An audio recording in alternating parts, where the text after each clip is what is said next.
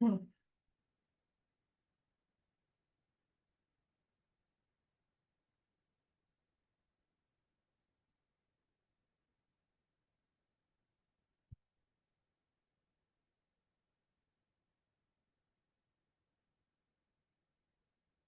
Hola, buenas tardes.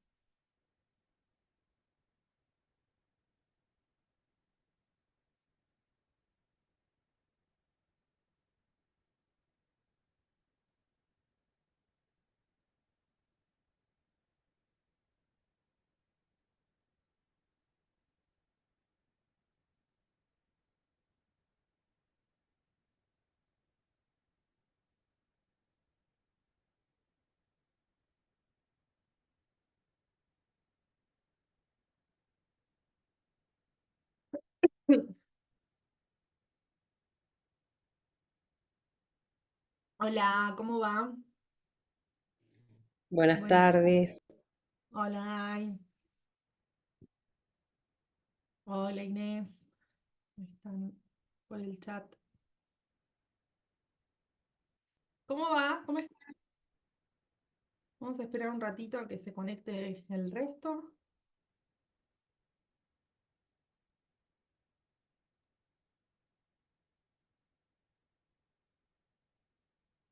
Hola, profe, perdón, antes de arrancar, quería consultarte si el próximo lunes teníamos clases. Tengo entendido que sí, que por programa hay clases. Lo Ah, bien, que no sé si van a tener información ampliatoria. O sea, la clase va a estar disponible. No sé si van a haber material nuevo. pero Eso es nos tenemos que conectar. hasta ahora sí, es el nuevo Ah, cambio bien, que bien. hicieron desde la facultad, que el día de los exámenes también hay cursada.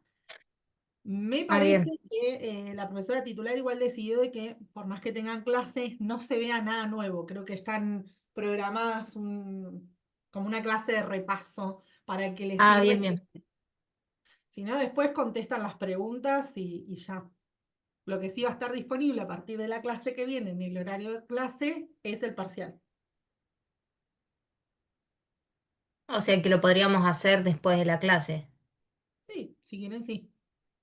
¿Y cuánto tiempo iba a estar abierto? ¿Cuántos minutos teníamos y eso? Van a tener seguramente una hora para contestarlo.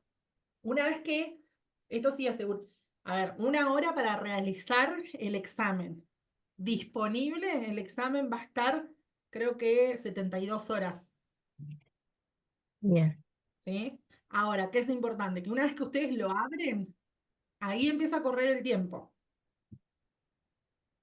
Entonces, desde que lo abren, tienen una hora para realizar el examen. Era múltiple choice, ¿no? Múltiple choice, verdadero o falso, y alguno cortito para desarrollar, pero muy cortito. Bien.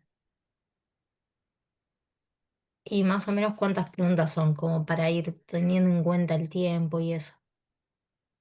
Creo que van a ser 25 preguntas, Ah, bien. entre todo. Gracias. O sea, entre los múltiples choice, verdaderos, falsos y eso. Algunas preguntas igual son más largas que otras, porque por más que sean múltiple choice, por ahí tienen que asignar autores. O como estuvimos viendo, ¿se acuerdan que ustedes tuvieron una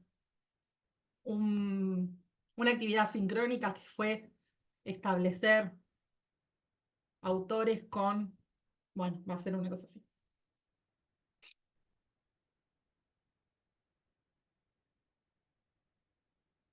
Sigo aceptando gente, ¿eh? Así que si se me va la vista es que estoy viendo ahí en el chat. Profe, ¿te puedo Bueno, hacer una pregunta? sí, por favor. A mí se me pasó la actividad 5 y creo que fue la de un cuestionario y no la puedo contestar Es en todo entregas lo que se tardías. haya pasado por entregas tardías. Claro, pero no tengo la actividad, porque creo que fue la Ah, de un era eso. cuestionario. Bien, no lo puedes ni ver. No.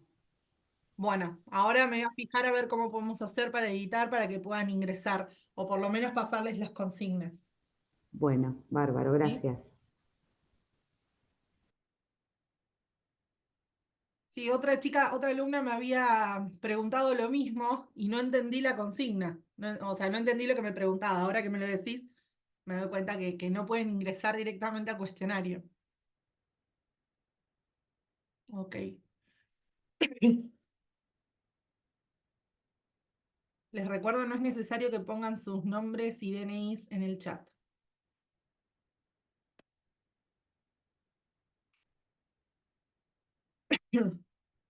Bueno,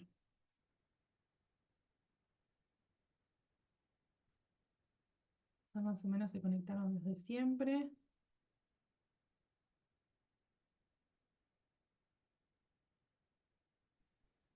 Hola. Buenas. Ana, una pregunta, Sí, porque decime. ¿cómo estás? Pues justo entré en segundos después.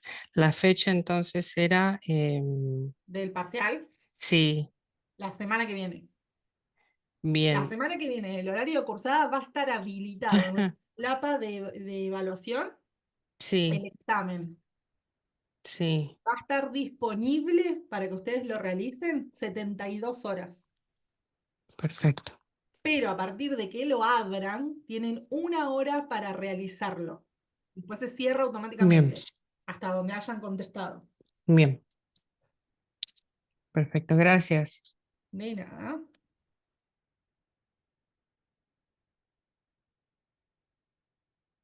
Bueno, ¿alguna otra pregunta o consulta del parcial, de lo que fueron viendo?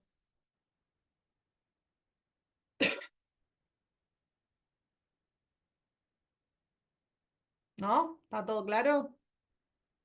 Lo que vamos a ver en la clase de hoy también entra en el examen, ¿sí?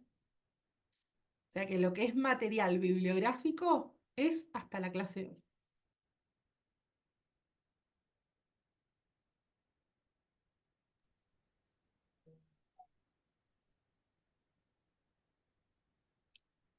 ¿Puedo hacer otra pregunta?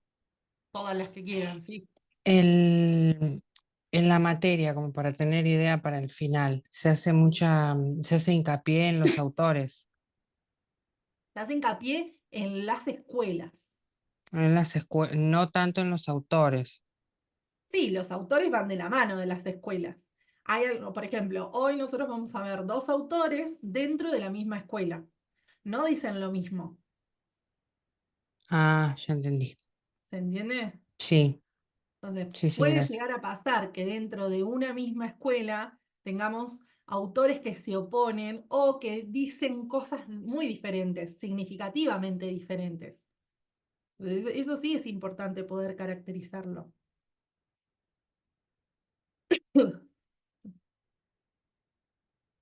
Pero tampoco nos vamos a detener en los nombres de todos los autores.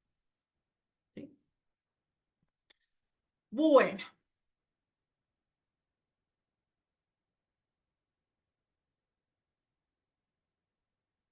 Ujú.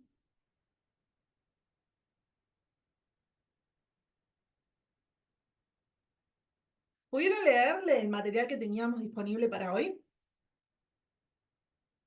Algo, algo. Bueno, bien, bien, es importante.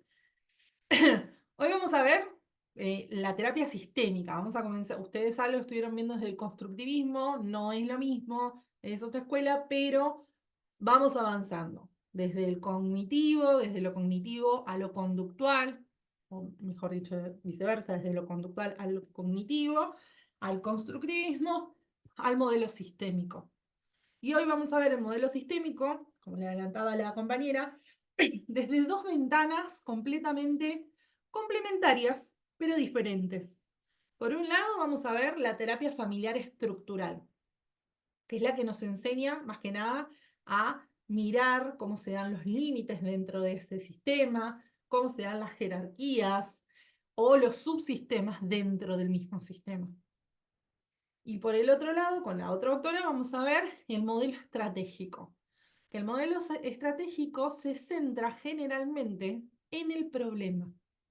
Entonces, pide, o lo que se hace el foco en este modelo, es enfocarse en las secuencias que mantienen esa dificultad, que mantienen esa problemática. Hoy les adelanto que hoy no vamos a pelear para ver quién tiene la razón, si Minuchin o Harlens. Ambos nos van a servir como herramientas, ¿sí? Pero son dos perspectivas muy diferentes. Entonces, lo que vamos a tratar de hacer hoy es entender más o menos cuáles son los conceptos centrales de la terapia estructural, los límites, las jerarquías, los sistemas, los principios del modelo estratégico, y vamos a aplicar estos conceptos de sistema abierto, homeostasis, todos conceptos que ya seguramente les suenan conocidos, que los han visto en biología o que los han visto en otras cátedras, y vamos a practicar una intervención. Vamos a empezar a trabajar lo que ustedes tienen dispuesto como actividad asincrónica, que hasta hace un rato estaba como no visible, pero antes de ingresar a la clase yo la puse como visible. ¿Sí? Igualmente continuamos con el caso de la chica divorciada, que me parece que es el mismo que vieron en la clase pasada. Bueno, lo vamos a trabajar desde otro sistema, ¿sí? Vamos a empezar primero por lo conceptual. Y para empezar con lo conceptual, lo que tenemos que definir, ¿qué es un enfoque sistémico? Tenemos que empezar por lo básico. Cuando hablamos de enfoque sistémico, nos estamos refiriendo a mirar a la persona dentro de un sistema, dentro de redes de interacción. ¿Mm? Y ese sistema, esas redes, la vamos a ver como una unidad de análisis.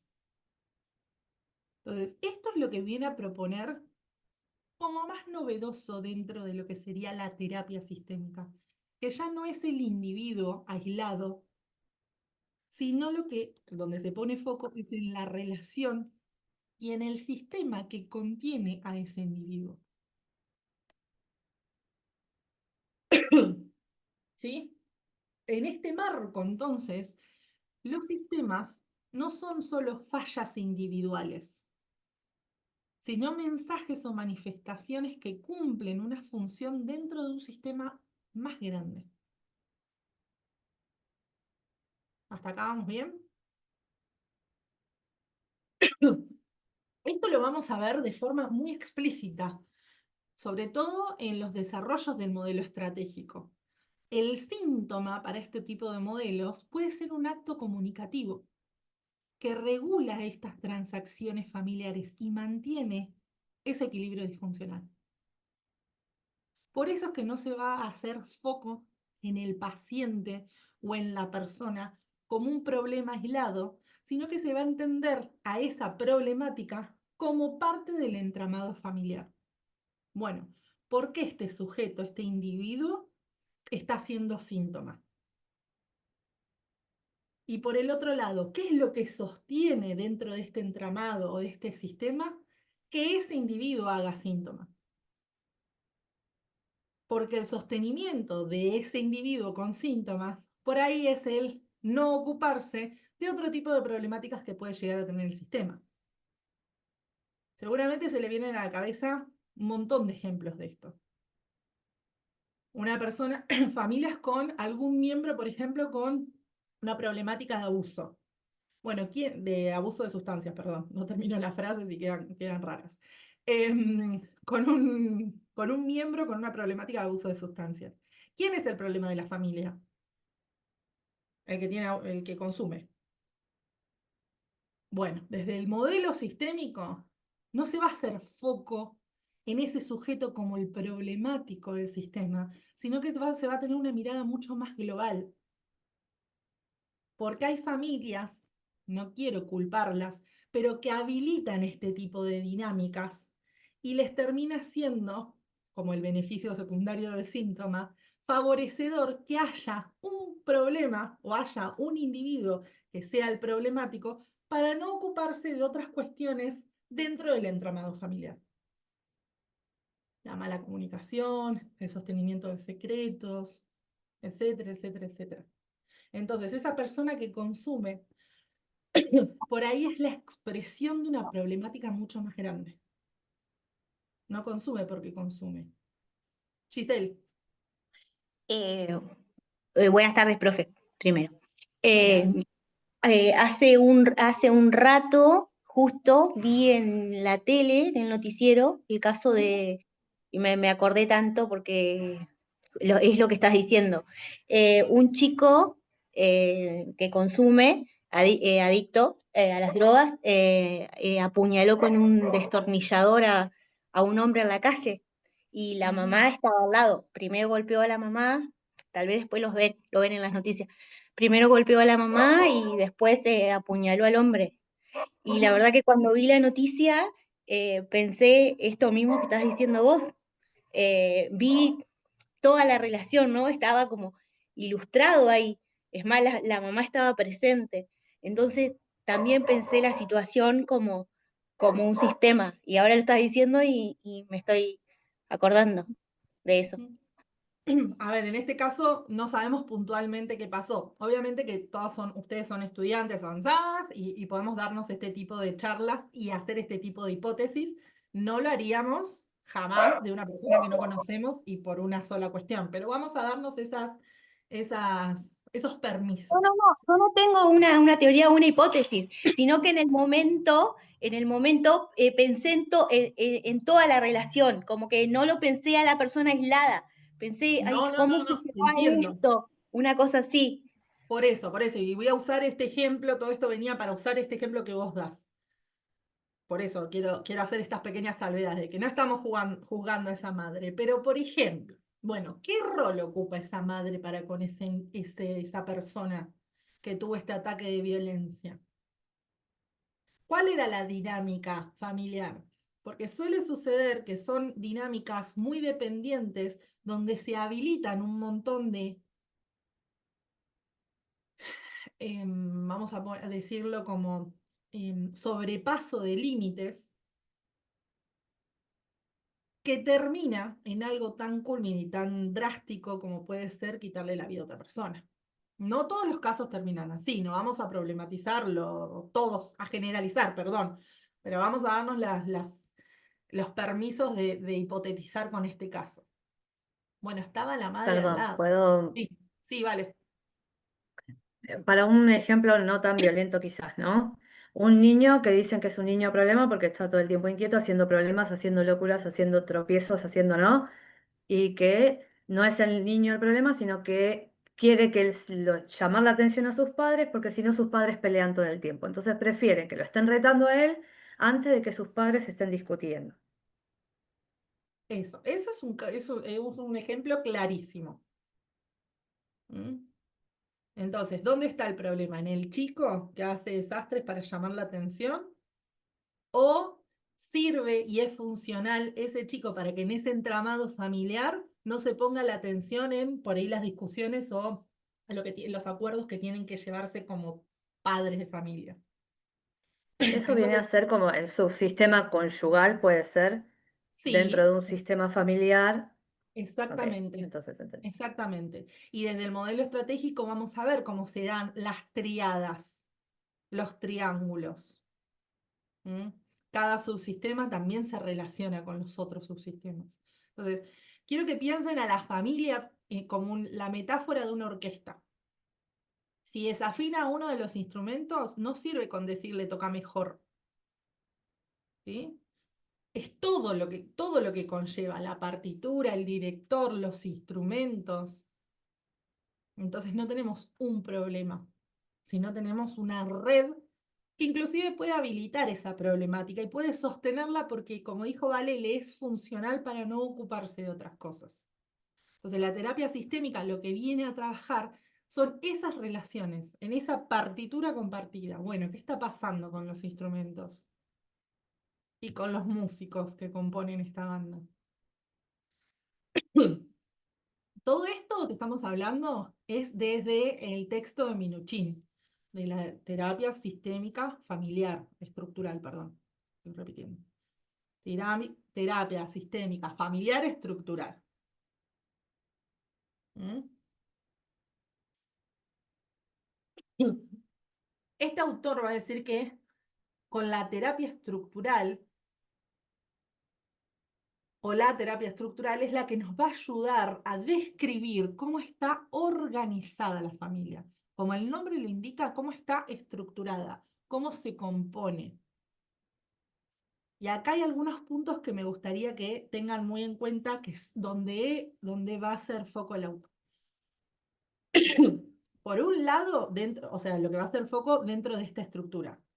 En la estructura propiamente dicha, cómo está compuesta este conjunto de reglas, de límites, perdón, hay un mosquito y me está distrayendo, de reglas, de límites, de patrones, inclusive patrones que pueden repetirse intrafamiliarmente o de generación en generación, patrones que indican cómo se interacciona o cómo se organiza esa familia. Entonces, dentro de este contexto, la estructura de la familia puede ser funcional o disfuncional. Ahora bien, ¿cuándo es disfuncional? Cuando los miembros ocupan posiciones que impiden el desarrollo y generan síntomas. Si todos los miembros de la estructura familiar pueden desarrollarse individualmente, hasta incluso separarse del sistema sin ser expulsados, estamos hablando de una estructura funcional. Dicho en otros términos, cuando las personas nos podemos criar dentro de este sistema familiar, crecer, aprender, pero en algún punto de la vida también salirnos de esta estructura, formando nuestras propias familias o independizándonos, bueno, es un sistema funcional, una estructura funcional. Ahora, cuando algún miembro queda encapsulado, cristalizado en una posición, y esto le impide el crecimiento o el desarrollo, estamos hablando de una estructura disfuncional. ¿Sí? El segundo punto importante en esta teoría son los subsistemas y los límites como conjunto. En toda familia existen los subsistemas. Hoy Vale hablaba del conyugal. Tenemos el conyugal, el parental, el fraterno, entre hermanos, el individual inclusive, que serían estos subgrupos o subsistemas que componen o que forman parte de un sistema mucho más amplio. Por ejemplo, si vamos al sistema facultad, bueno, ustedes pertenecen a, son estudiantes de psicología. Todos compartimos el sistema, el más grande que sería para nosotros, la licenciatura en psicología. Ahora, yo con ustedes comparto el subsistema Modelos y Teorías Psicológicas 2. Y con algunos de ustedes, no con todos, por ahí también comparto paralelamente otro subsistema. ¿Por qué? Porque los subsistemas no son excluyentes. Puedo formar parte de un subsistema fraterno con mi hermano y así todo tener un subsistema parental con mi mamá, que no lo incluye a mi hermano. ¿Se entiende? Por eso empiezan a ser tan complejos los sistemas. Porque hay vínculos e interacciones dentro que lo complejizan. ¿Sí?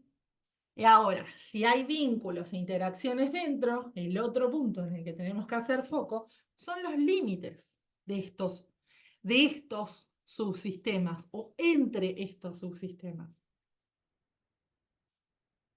Y acá tenemos tres características de cómo pueden ser estos vínculos. Estos límites, perdón. Claros, difusos o rígidos. Los claros pertenecerían a esta estructura más funcional.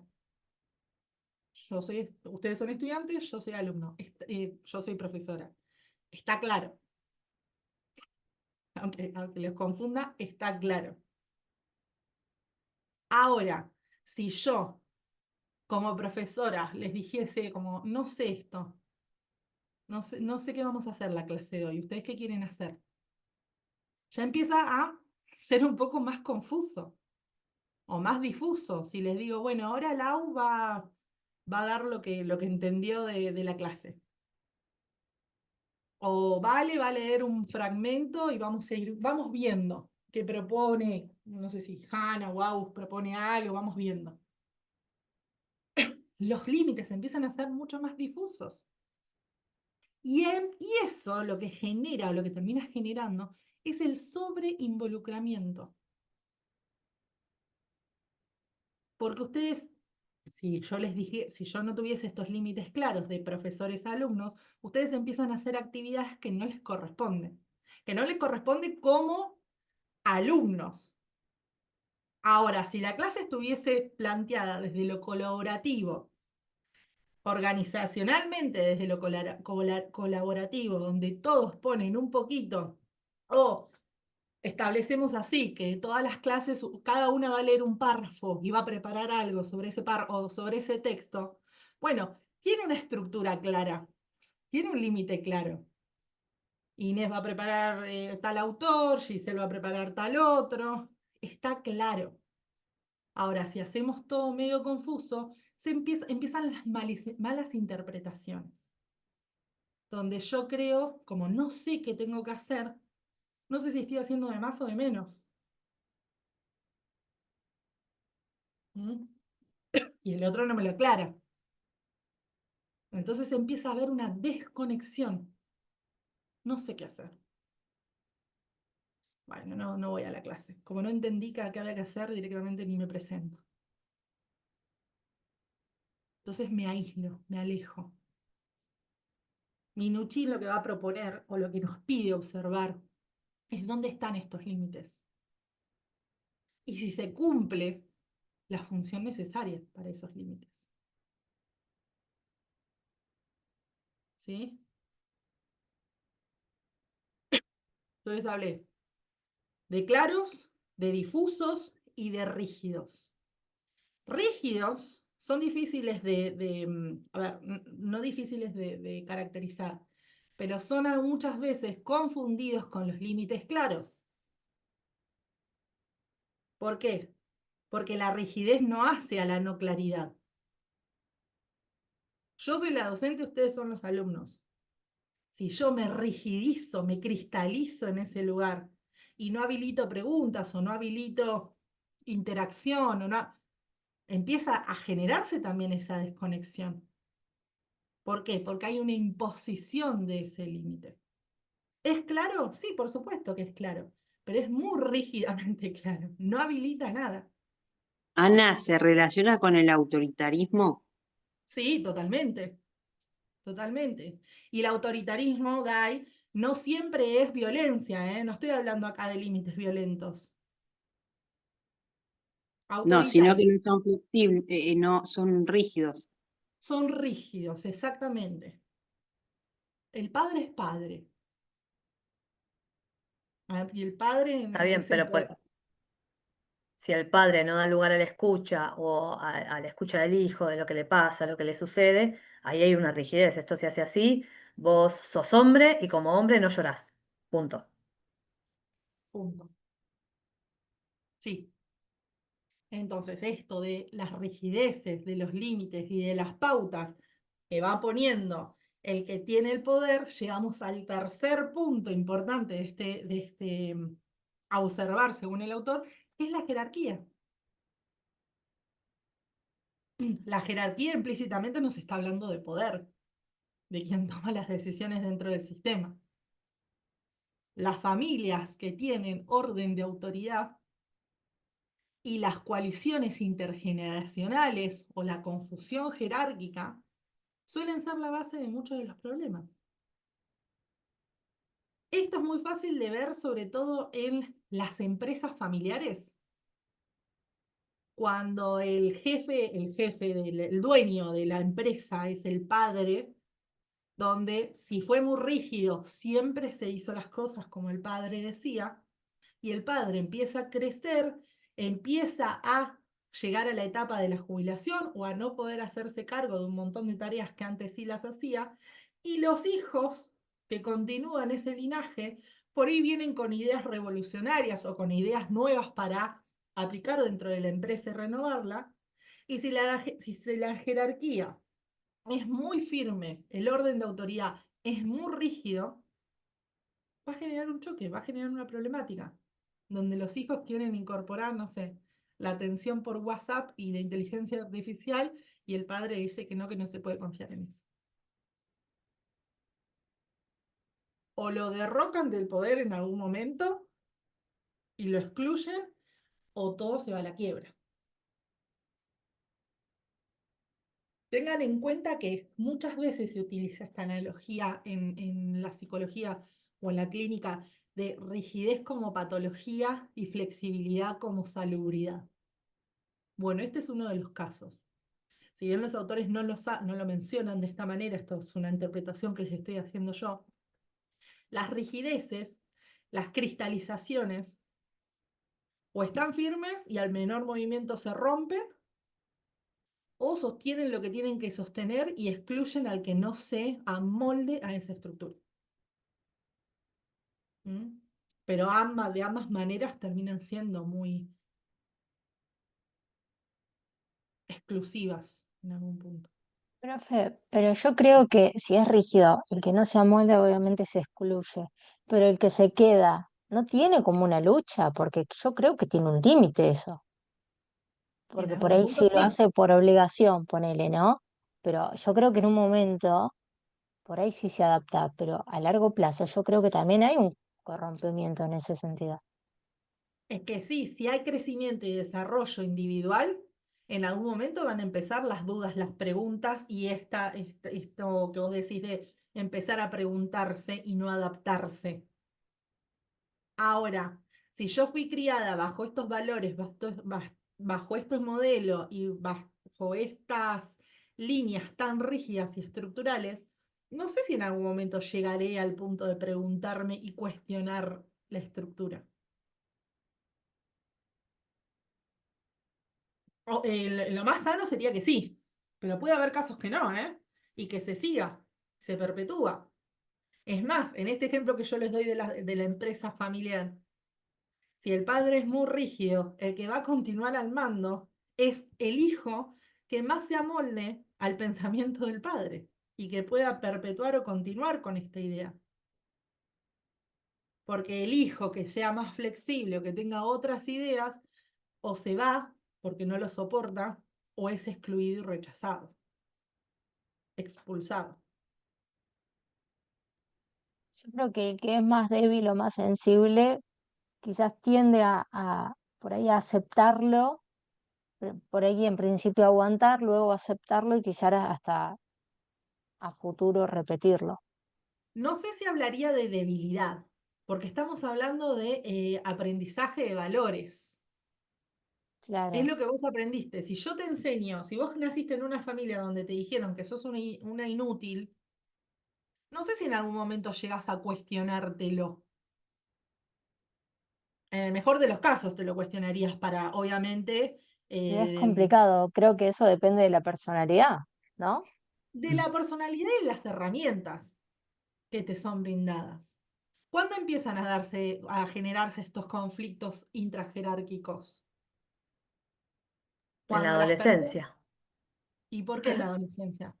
Y ¿Sí? hasta hay veces post-adolescencia, O cuando uno posadolescencia. Y porque te entra en... diferencias. o- ¿Cómo, Meli?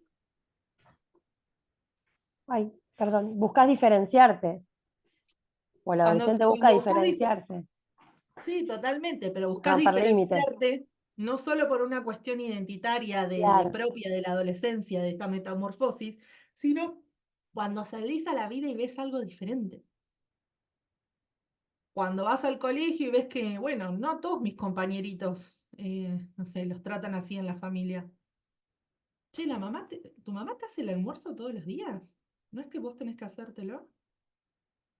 Che, cuando empezás a reconocer que estos patrones normales en los cuales vos te criaste, por ahí no son común denominadores o universales para todas las personas.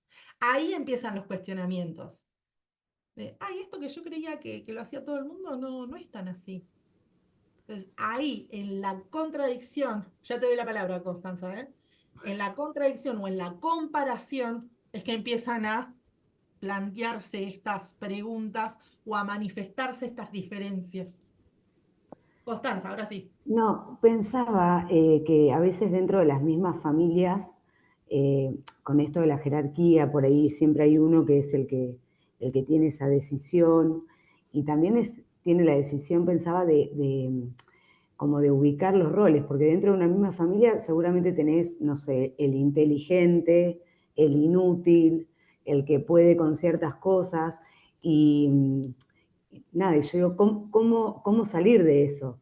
Porque cuando todos son tratados de la misma manera, bueno, cuando vamos a otro lugar como la escuela podemos ver esta diferencia.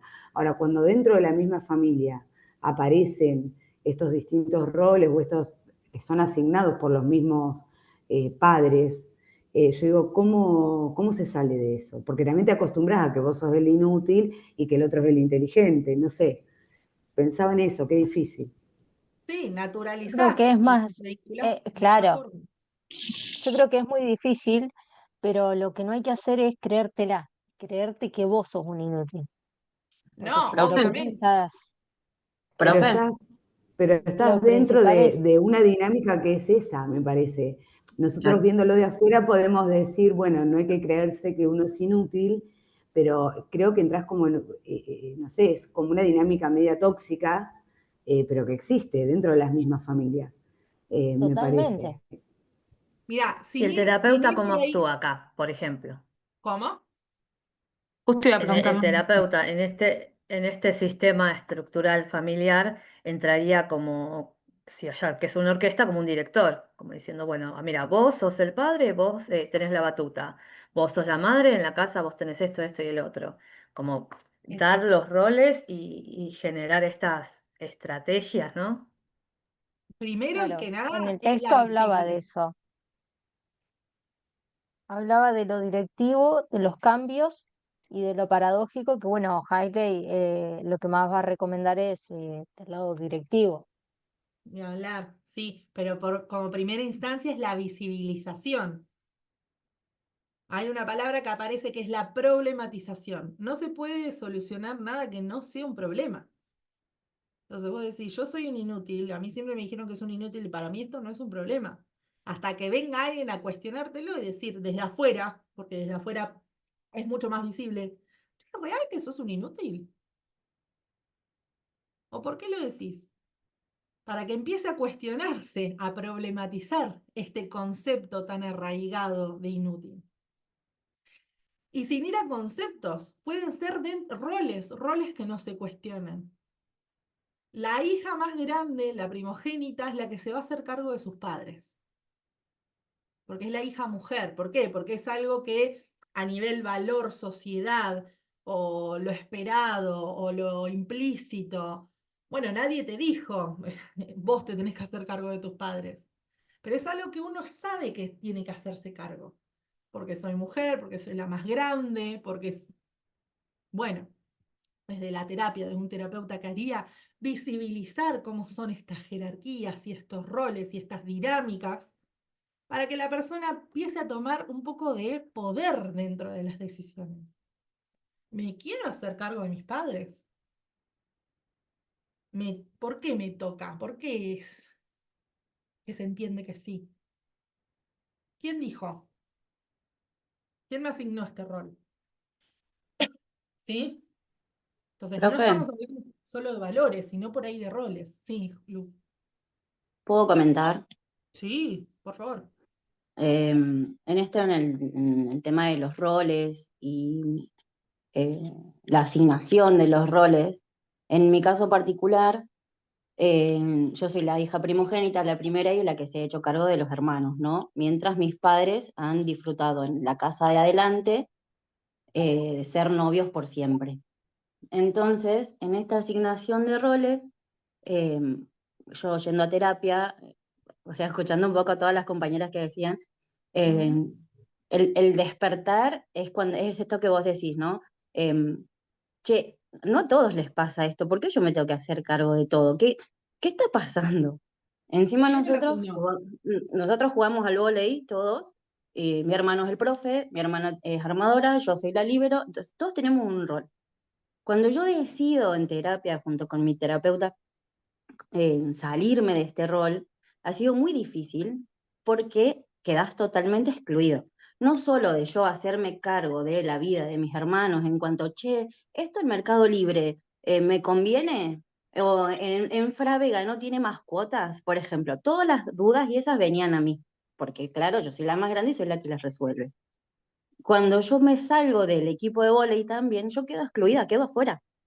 Quedo afuera de los asados, quedo afuera de los partidos de fin de semana, quedo afuera de las reuniones, quedo afuera de los chistes, de las charlas, de absolutamente todo. Entonces, tener en cuenta la vida personal y decidir pagar ese precio, digamos, por una libertad que uno desea, es un costo en el que realmente se necesita mucho acompañamiento, mucho Ujú, acompañamiento. ujú. No, quería compartirles eso. No, gracias, Lu, por compartir tu historia. Sí, esto que vos decías cuando te escuchaba hablar no es tan simple como generar roles y jerarquías y ya, sino que el mismo sistema se va alimentando a sí mismo. Entonces, esto de los chistes internos, la comunicación o las pautas implícitas dentro del sistema van alimentando y sosteniendo esa funcionalidad de jerarquías, de poder, de límites. Entonces, no es tan fácil como, yo me di cuenta que esto no es y me voy. Por esto, porque son años y años de haber estado dentro de este sistema donde lo único que conozco esto o el abismo. Si me voy del sistema, bueno, ¿qué soy? ¿Qué soy? Literal. Porque acá dentro del sistema soy la hermana mayor, soy la que cuida, soy la... Y fuera del sistema, ¿qué soy? No, de hecho, yo solo sé criar, digamos, soy madre de mis hermanos. Entonces, cuando muere, tengo mi primera hija a los 19 y de 9 años más tengo un hijo. Entonces, lo único que hacer es criar, es sostener. Cuando yo decido salir, tengo que crear una nueva yo para vincularme desde otro lugar. ¿Qué laburazo? Yo no les puedo explicar el laburo de crear una nueva forma de vincularte con otras personas. No desde el servicio, desde el sostén, protectora y de la salvadora de esos roles que están muy de moda ahora, que son. Sí, y por eso también hablamos de patrones, patrones que se repiten y por ahí salís de un sistema para cumplir la misma función en otro sistema. Entonces es como una constante que hay que estar muy atento. Ain, levantaste la mano. Ahí no soy, no sé cómo. Ahí, gracias. Hola, profe, hola a todos. Hola. Bueno, sí, en esto que hablaban un poco como lo de que no es fácil darse cuenta y a veces está tan arraigado uno y en una construcción social, familiar y todo, que si algo de esa homeostasis o supuesta homeostasis en la que vivimos no falla o no se rompe, es muy difícil poder darte cuenta de estos mecanismos o de estos roles en los que entraste. Y bueno, como decía la compañera, si no acudís a terapia o alguien que externo que venga y te diga, es muy difícil darse cuenta solo. O un poco como decís, en la adolescencia, cuando empezás a ver otras realidades, ahí es donde, che, esto que en mi casa es normal, no es normal afuera. Y ahí hasta en ese caso, viendo la diferencia afuera, también es muy difícil actuar y cambiar ese mecanismo. Y bueno, lo que decía, de que puedo salir de ese rol en la familia, pero después cuando me voy a vincular sexoafectivamente o en mi rol de amigos, también cumplo ese rol hasta que uno hace un trabajo interno y un proceso con terapia y demás de poder hacer el clic, que bueno, lleva tiempo y un montón de energía, pero no es como, me di cuenta de que estoy cumpliendo este rol, cambio esta fichita, listo, mañana, no, es un montón de trabajo. Y bueno, Exactamente. Vos hablaste de homeostasis, mm, inclusive es eso lo que sostiene el propio equilibrio dentro del sistema, la gratificación de pertenecer a un sistema, ¿eh? Por- sí, que a veces también como puede parecer que todo funciona bien, como decía Luz, que dentro de la familia todo era funcional mientras vos cumplías ese rol. Obviamente que ahí para esa familia había una homeostasis, pero para vos, persona individual, cuánto de eso te estaba beneficiando o no, tú porque fue justo la que hablaba, pero a cualquiera, y cómo otras personas se benefician de ese rol. Al final es todo como un te doy, me das y un maneje ahí. Y uno también se beneficia del rol, por eso decía como por ahí, no para cuestionar lo que había dicho hoy Inés, pero no es solo una cuestión de personalidad o de debilidad, porque uno siendo parte del sistema es funcional a ese sistema. Y homeostáticamente nos es funcional estar en ese sistema hasta que deja de serlo, ya sea Y por aparte, comparativo. perteneces, la pertenencia. Totalmente, totalmente. Bueno, la pertenencia es una de las cuestiones que se empieza a cuestionar en la adolescencia. Yo salgo de mi grupo endogámico para pertenecer o empezar a buscar objetos exogámicos. ¿Mm? Si la estructura familiar es funcional, se me va a permitir salir a buscar y a cuestionar. Y se me va a permitir volver al sistema y cuestionar el sistema. ¿Por qué? Porque la estructura va a habilitar esos cuestionamientos. Ahora, si la estructura es rígida o es disfuncional, no va a habilitar ningún cuestionamiento, porque se hace así acá, porque lo digo yo, porque soy tu padre, soy tu madre, o las cosas siempre se hicieron así, no las vamos a hacer diferentes. ¿Mm? Hoy Hanna puso en el chat y se me pasó, ahí es donde se repiten los patrones, no sé puntualmente de qué estábamos hablando, o a qué te referís. Uy, no sé qué no sé a qué te referís con los patrones. Calculo que era cuando estábamos hablando. Pues yo Sí, yo mencioné. tampoco, la verdad que me acuerdo. Ah, bueno. Cualquier cosa interrúmpanme, porque si no yo sigo Dale. y pasa. Bueno, mencionamos 3 puntos centrales dentro del autor. Nos falta un cuarto, que son las técnicas justamente centrales de esta teoría. Y acá vamos a mezclar no solo técnicas propias que se dan dentro de este sistema, sino la técnica o el objetivo terapéutico final, que se las adelanto y se los spoileo, es modificar la estructura. Por eso también hay mucha resistencia a la oveja negra que sale del sistema y está yendo a terapia. Porque le llenan la cabecita de ideas y viene a cuestionar lo que siempre se hizo de esta forma, o está rompiendo la estructura. ¿Mm? El objetivo, obviamente, es buscar una organización mucho más funcional, donde se permita el crecimiento y el desarrollo de cada uno de los miembros. ¿Sí? Pero las estructuras más rígidas y más disfuncionales no lo van a permitir. ¿Por qué?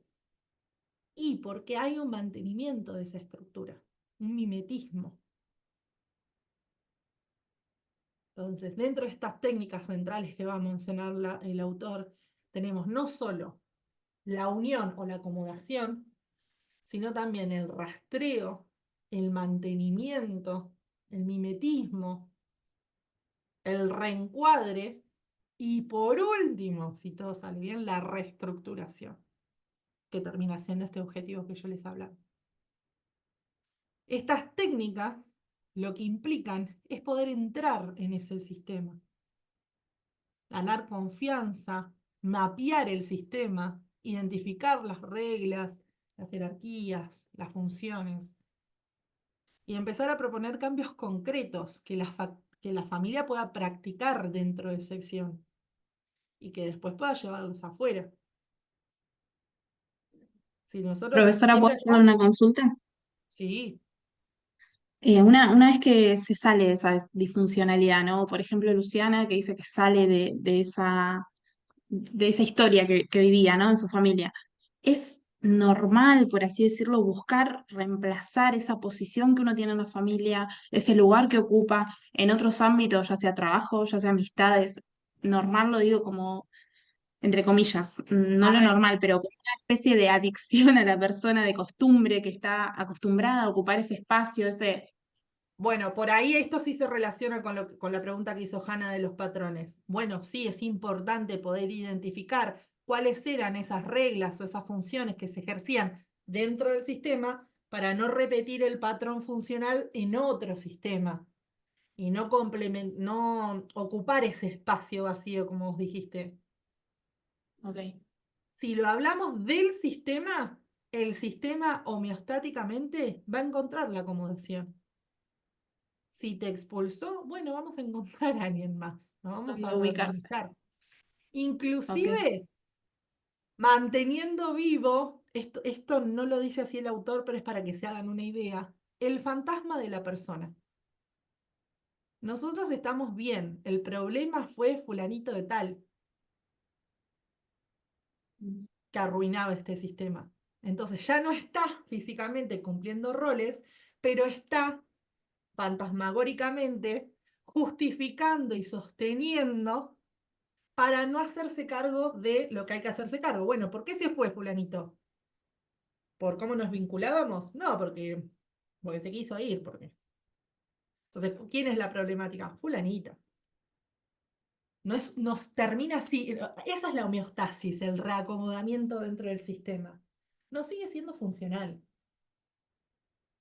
El chivo expiatorio, exactamente. El chivo expiatorio, vos lo dijiste. ¿Mm? Por ejemplo práctico. Imaginemos que una madre viene al consultorio con el hijo, entra a la consulta y habla por él. ¿Vieron esas madres que ahora hay muchos médicos, inclusive de consultas clínicas, que se dirigen hacia los chicos y enfocan su atención en el paciente? Pero es muy común esto, sino de hablar, bueno, ¿qué le pasa al niño? Le duele la panza. Y el nene así. O mirando a la madre como para que conteste, para que cumpla esa función. La técnica de mantenimiento, en este caso, va a implicar al inicio permitir ese rol para no cortar la comunicación, pero después, con sutileza, invitar a que el niño hable. E invitar al que el niño hable es un reajuste de esos límites. Es un reencuadre, es un pasito reflexivo, a decir, dentro de esta terapia estructural. ¿Se entiende? Es una intervención que propone otro funcionamiento, donde la madre no habla por el chico, sino que el chico tiene que hablar por sí mismo. ¿Se entiende? Entonces, recordemos, el cambio estructural implica modificar las transacciones repetidas, los patrones. Y muchas veces un pequeño cambio en la estructura puede producir grandes cambios en la conducta y en las sintomatologías, por supuesto. Por ejemplo, que los padres acuerden manejar las llamadas entre ellos y no delegarlas a un hijo, en estos hijos separados que mencionaba, en estos padres separados o con problemas que mencionaba hoy Vale, y poder trabajar con esos padres para que se involucren con la problemática y no sigan usando de chivo expiatorio a su hijo, va a tener cambios dentro de la estructura e inclusive dentro de la sintomatología, donde el chico no va a tener que generar más problemas para callar un poco el ruido que generan los problemas de los padres, porque los padres los están solucionando. ¿Mm? Ese sería un trabajo desde lo sistémico. Lo que están proponiendo acá, que no dije, que por ahí lo di por hecho y no lo mencioné, el trabajo sistémico trabaja con todo el sistema. Y un terapeuta sistémico trabaja con toda la familia en terapia. Hoy por ahí los casos que mencionamos de una persona con una persona del sistema concurriendo a terapia, no sería desde lo sistémico. Sí podemos trabajar los patrones o los vínculos dentro de ese sistema, pero estamos trabajando con una persona del sistema. Posiblemente termines saliendo de ese sistema problemático, pero nada más. No vamos a modificar el sistema en sí. ¿Sí? Zoe, Claro, ahí puedo me tirar una hacía, y una, sí, por si las dudas. ahí me hacía pensar a lo que preguntaba Mili, porque si una va sola y no va el sistema entero a terapia, es muy difícil haciendo terapia una sola poder cambiar estos roles dentro del sistema. Entonces pasa esto que uno debe excluirse o elige excluirse para dejar de repetir ese patrón, porque si no, ahí adentro es como que quedas encapsulado porque ya todo es funcional. En cambio, si va toda la familia y se trata de eso y realmente todos tienen la predisposición de que haya un cambio, es más fácil. Si no, es más difícil romper con ese patrón dentro del mismo sistema y no No volver sé a... si más fácil, menos excluyente al menos. Ahí va. Ahora, si hay intencionalidad del sistema concurriendo a una terapia grupal o sistémica, siempre es positivo. Por ahí uno de los miembros del sistema no está de acuerdo, pero tenemos a la mayoría para que concurra. Bueno, podemos hacer cambios. Por ahí es el papá el que no quiere venir, pero la mamá está dispuesta. Bueno, trabajemos con los miembros del sistema que están dispuestos a. Y por ahí un cambio en la funcionalidad del sistema, de los miembros del sistema que concurren, terminan generando cambios más estructurales a todo el sistema. Por ejemplo, en este caso que les digo, de que concurre a terapia más que nada el hijo, la hija y la madre. El padre no quiere saber mucho del tema. Pero logramos trabajar con la madre estas cuestiones de comunicación pasiva o sometimiento o límites poco claros y rígidos, donde la autoridad no es cuestionada. Entonces la madre empieza a cuestionar un poco más, a tener una comunicación más asertiva para con los hijos, los dos hijos y la madre, pero también para con el padre. Bueno, ahí tenemos a la inversa, o el padre empieza a moldarse a lo que la estructura del sistema actual está proponiendo, o el padre queda excluido. ¿Se entiende? Entonces, sí o sí estamos hablando de una reestructuración de ese esquema familiar. ¿Mm? En el mejor de los casos se trabajan y todos se acomodan a eso. Hay algunos de los miembros que les cuesta más que a otros, o con los que directamente no podemos contar, pero que también van a padecer o van a sentir las consecuencias del trabajo, porque se ha modificado intrafamiliarmente la estructura. ¿Queda claro? Pero muchas veces también me imagino que a algunos les conviene más que a otros, lo que implican esos cambios, esos Seguramente. ajustes, ¿no? Sí, algunos salen más beneficiados que otros porque es funcional. ¿Mm? Si yo era la hija adulta que se tenía que hacer cargo de todo y ahora compartimos responsabilidad con mi hermano, y mi hermano no va a estar muy chocho, que digamos. ¿Mm? Pero logramos estar todos dentro del sistema, nadie queda excluido. Ahora, si yo hice alianza con mis padres para no ser la única que se hace cargo, mi hermano o cede y empieza a hacerse cargo también, o queda expulsado del sistema. ¿Mm? Bien, hasta acá lo que propone Minujín con la estructura familiar. Vamos a pasar un poco a Harley y lo que habla, o su teoría de modelo estratégico. Todo tiene relación con todo, por eso le digo, no compiten, ¿eh? Son modos diferentes de trabajar. En el modelo estratégico lo que se propone es, como les mencioné antes, centrarse en el problema.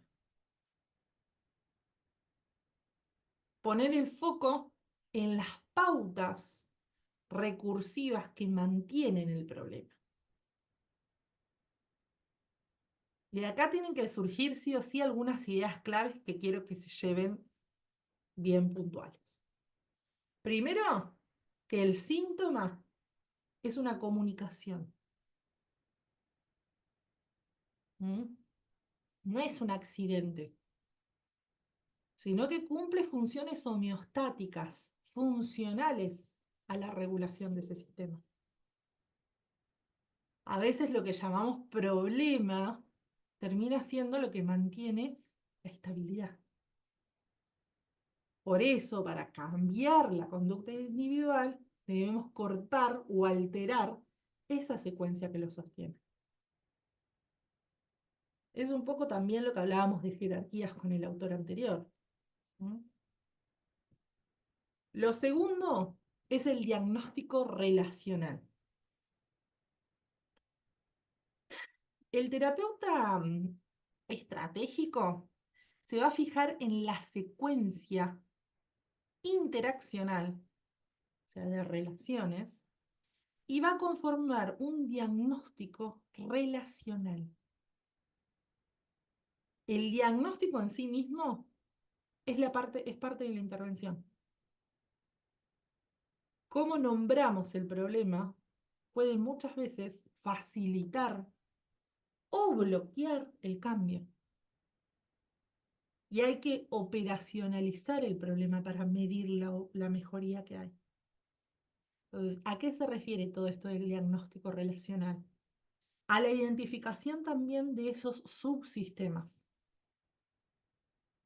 a esos patrones no dichos, o visto, o que se ven implícitamente, pero que no están blanqueados, como el hijo favorito de la madre. No lo va a decir, nunca. Las madres quieren a todos sus hijos por igual. Pero siempre hay alguno con el que por ahí tiene un poquito de favoritismo. Bueno, ese diagnóstico relacional que muchas veces hasta termina siendo muy simbiótico. Vos decís, es obvio que es tu favorito, están como mi nene, y el otro es medio como, bueno, está bien, sí se equivocó. Bueno, hay uno con el que tenés una relación un poco más estrecha vincularmente que con otros. Entonces, el poder reconocer desde afuera, por esto es el director de orquesta del terapeuta, el que reconoce y el que va marcando, muchas veces el marcar es en sí mismo la intervención. Che, qué relación estrecha que tenés con tu mamá. ¿Siempre decide todo por vos o? ¿Qué? Mi mamá no elige nada por mí. No, mirá. ¿Combinaste vos la ropa? No, bueno, me la lava y me la deja ahí porque es cómodo. Porque lava la ropa de todos, entonces, ¿qué le cuesta lavar lo mío? Sí, pero tenés 45 años, Raúl. Ya no debería. ¿Mm? Entonces, la visibilización, el diagnóstico en sí mismo, que hay algo que acá no se menciona en todos los textos, pero yo después se los voy a hablar, que es un poco del genograma. ¿Han escuchado hablar del genograma? Esto no va a entrar en el parcial, ¿eh?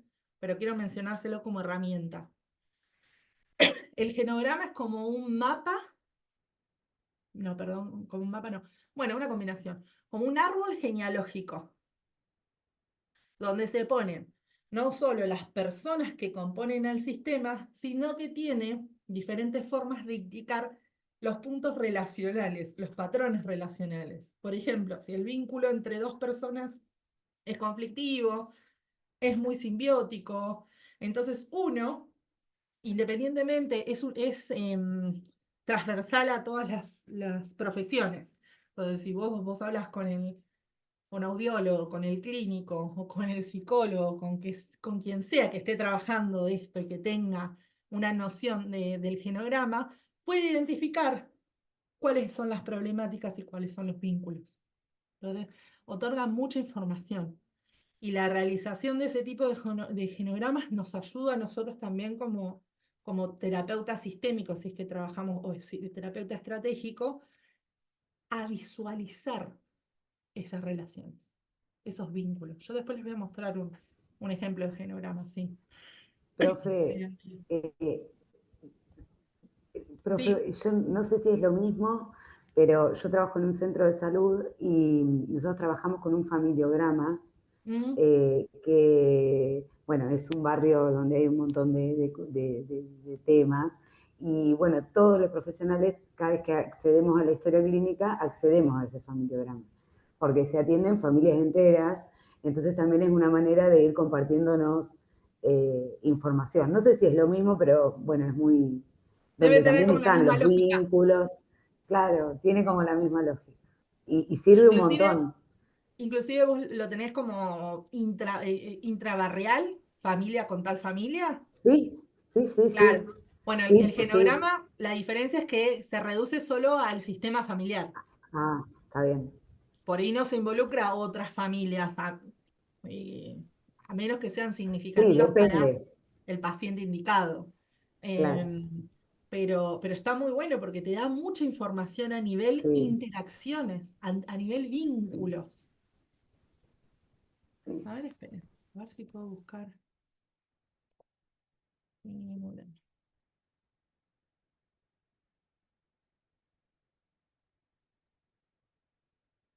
Ah, miren, acá hay un nombre. Está bueno.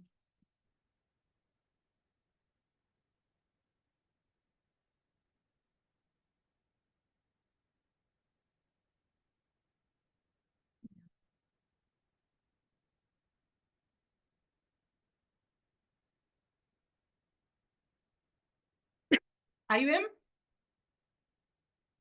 ¿Ven por qué? Sí. Estos son los símbolos básicos del genograma. La mujer es un círculo, el hombre es un cuadrado y generalmente al paciente identificado se le hace un doble círculo o doble cuadrado.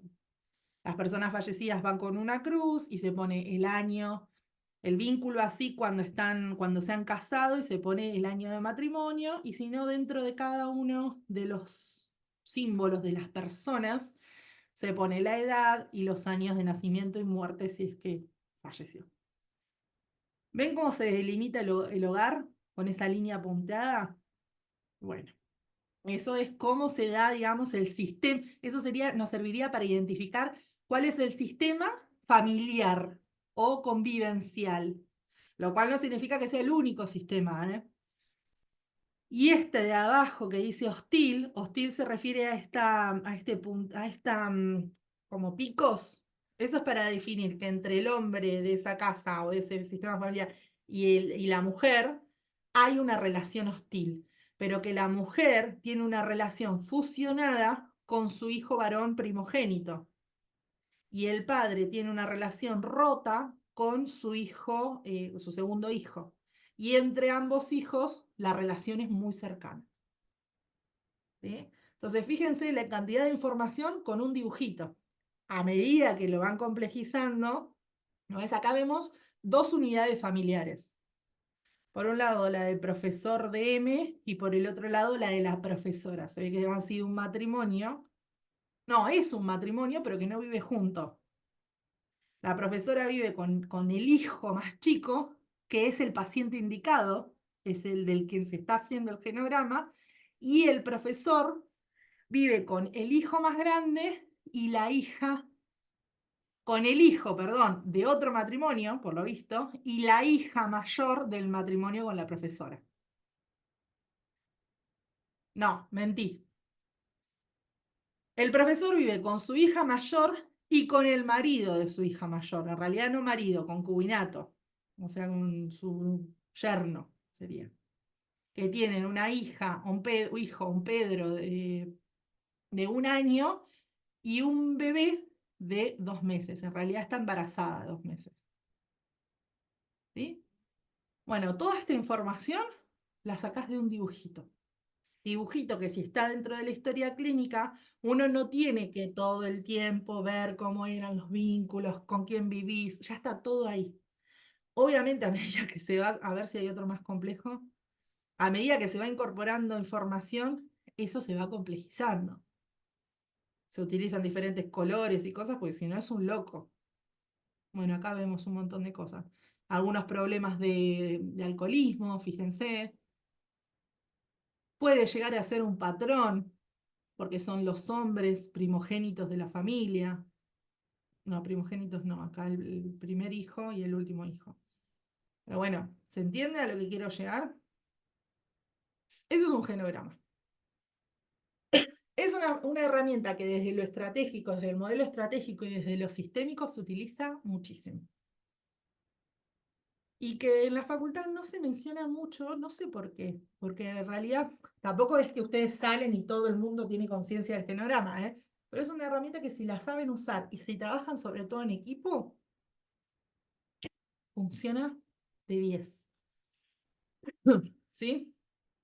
Noé, tenés la mano levantada, no sé si la tenías Sí. desde hoy o querés incorporar info. No, quería preguntarte respecto a el genograma, o sea, que se Sí. puede utilizar para identificar como ciertos patrones, justo que en ese caso estaba como lo del tema del alcoholismo en este ejemplo, se podría utilizar, digamos, para ver qué cosas se van repitiendo.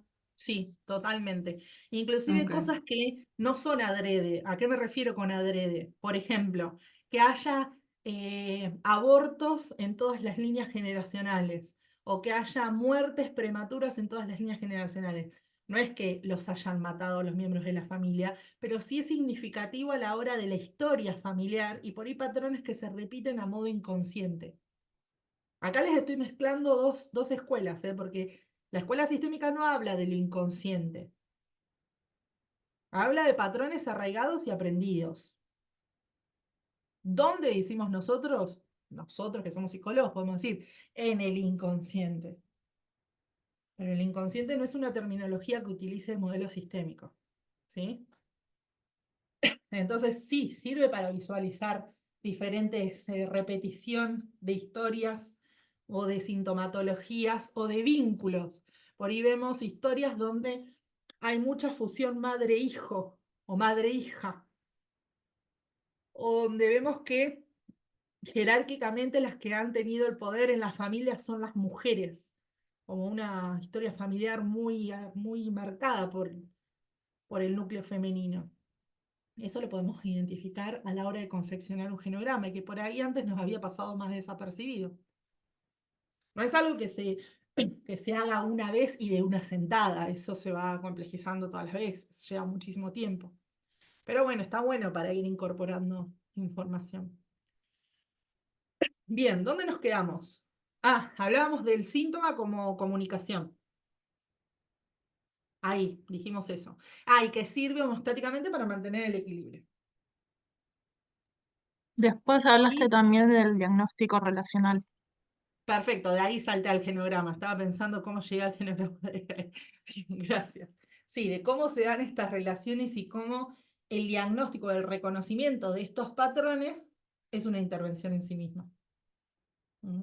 El genograma nos ayuda a veces a establecer esos vínculos relacionales.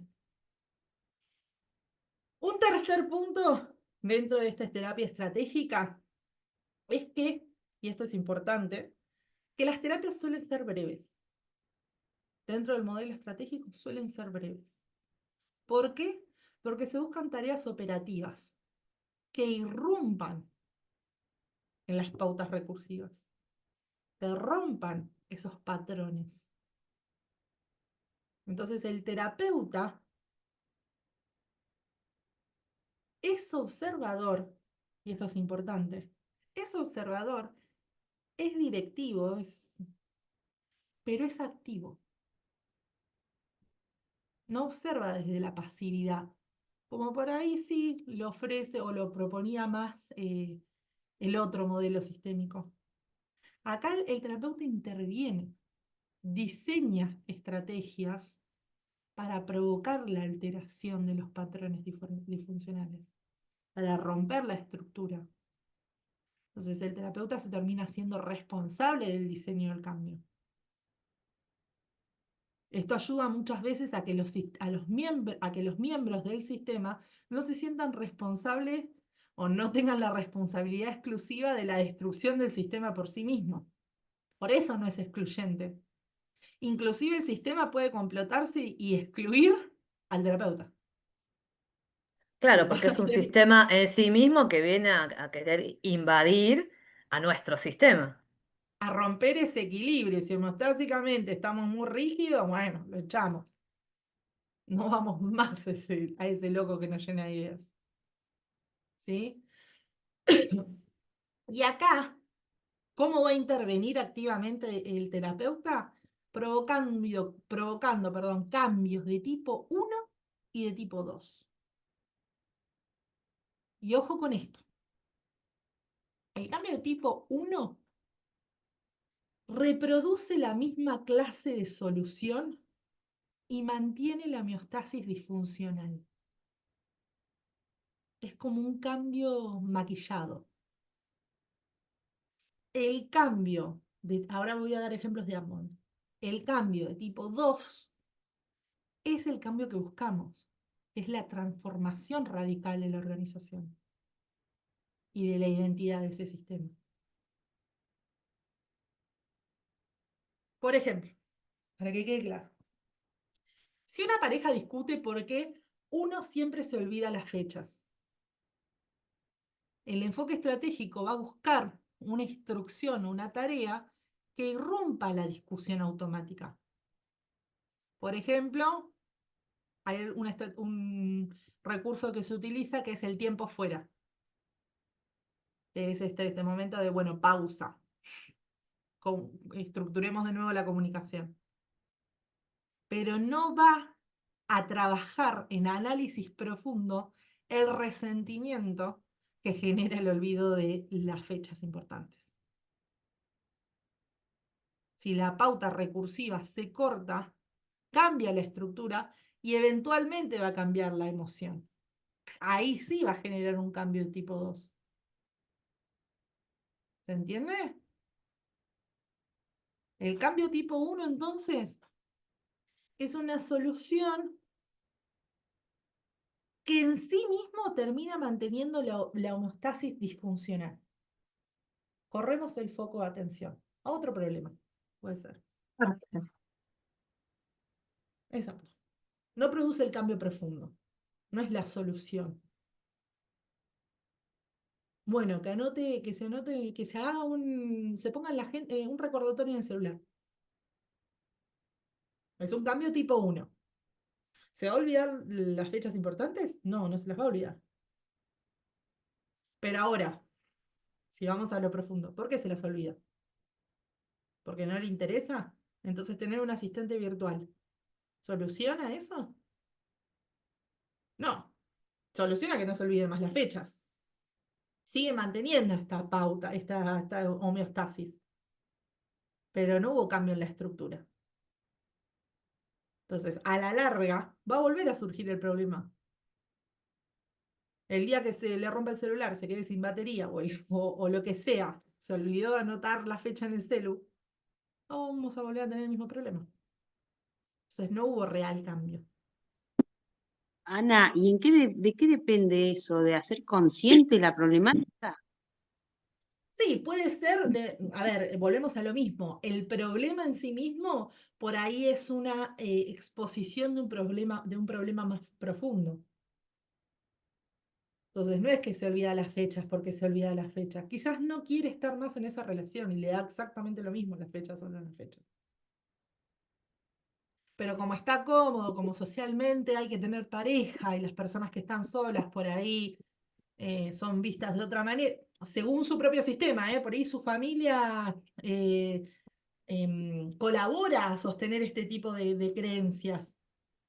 Claro, Que si estás solo sos un fracasado, mejor, mirá qué bueno que estás casado, que mantenés. Entonces lo voy a mantener ese matrimonio a toda costa. claro. Olvidarme las fechas es un problemita. Mi problema más funcional, mi problema de estructura, de base, es que no quiero estar no quiero tener este matrimonio. Pero lo sostengo porque prefiero estar dentro del sistema familiar que dice que tengo que estar en pareja para pertenecer. ¿Se entiende? Ese es un ejemplo de que los problemas a veces son funcionales para ocultar otras problemáticas. Son los emergentes, no necesariamente el problema en sí. Claro. ¿Mm? También es probable que se pone un recordatorio y aparece otro problema, otro síntoma, sale por otro lado. Exacto. Sí.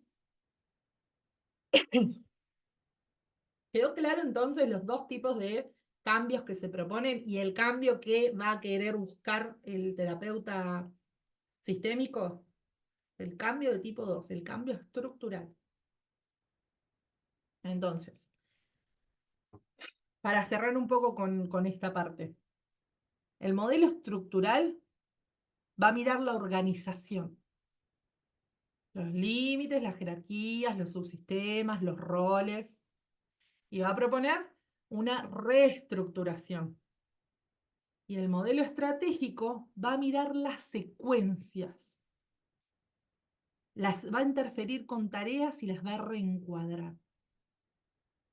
Entonces, ambos comparten un supuesto, que es la familia como sistema. Lo importante de la homeostasis, de la retroalimentación. Y esta idea particular que el síntoma cumple una función dentro de ese sistema. ¿Sí? ¿Puedes repetir, profesor, porfa? Uf. Mira las Literal, no. mira las secuencias y propone. Mira las secuencias y lo que va a proponer ambos es que la problemática es funcional. Cumple una función dentro de ese sistema. Tal cual las palabras que dije, no sé. ¿Mm? Bueno, muchachas, ¿dudas o consultas hasta acá?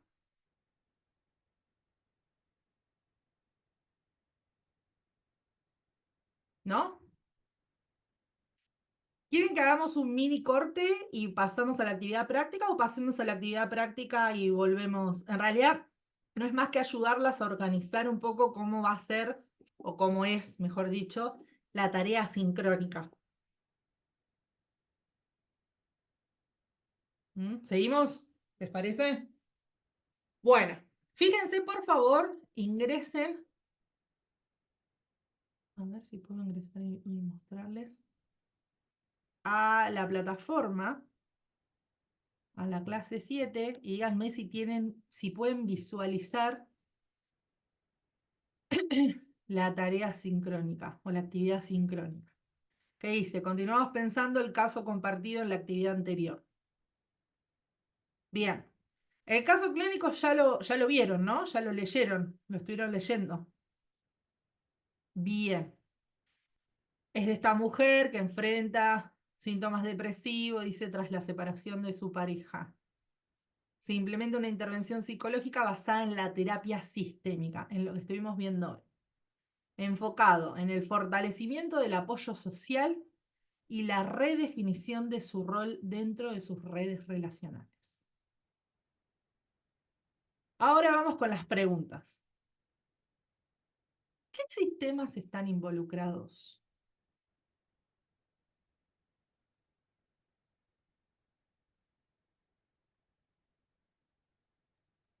¿Quieren que les contextualice un poco más el caso?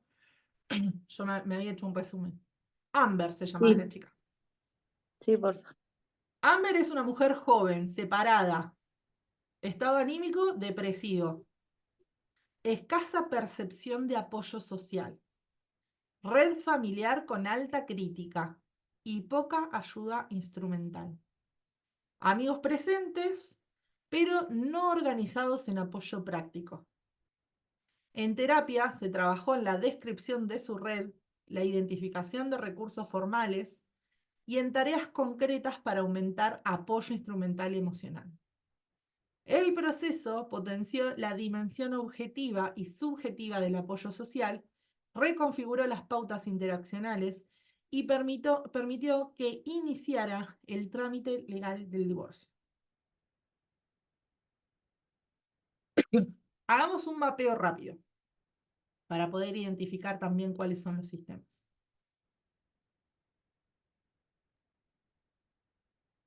¿Cuál creen que es el sistema primario, familiar primario de Amber?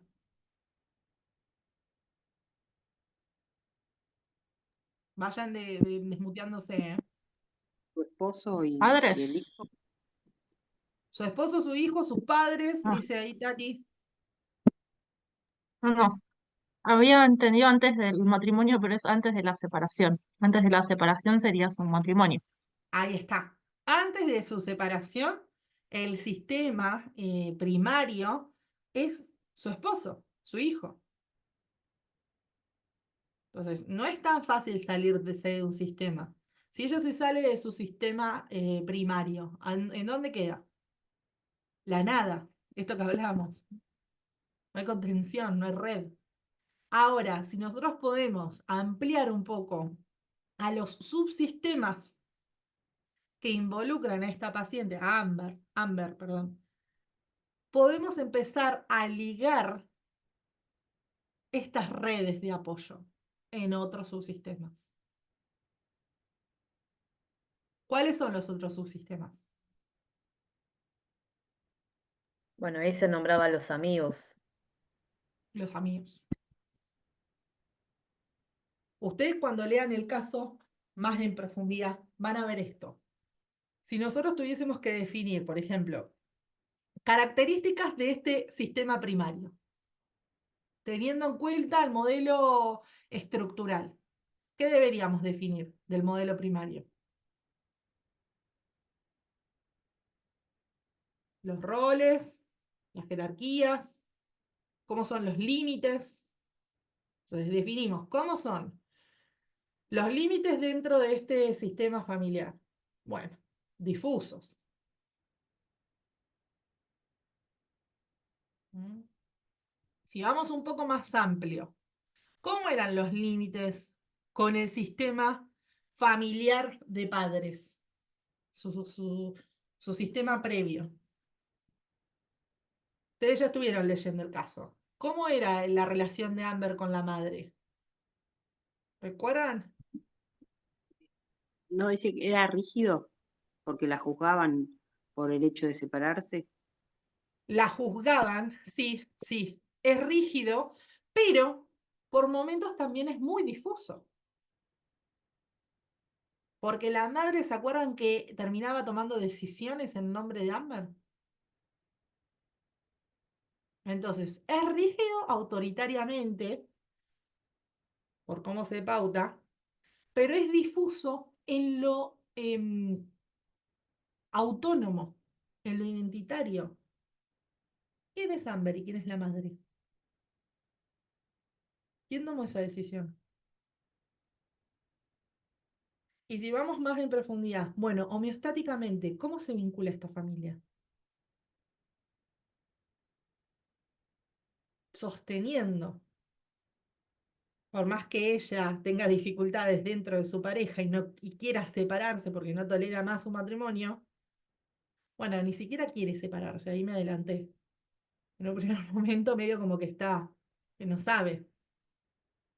La idea del tratamiento es que logre visualizar estos patrones disruptivos en nuestra familia tan disfuncional, en esta estructura, perdón, tan disfuncional, para que rompa con la estructura y se divorcie. Entonces, ¿cuál va a ser el otro sistema que va a aparecer acá? El otro subsistema, además del apoyo social y de los amigos.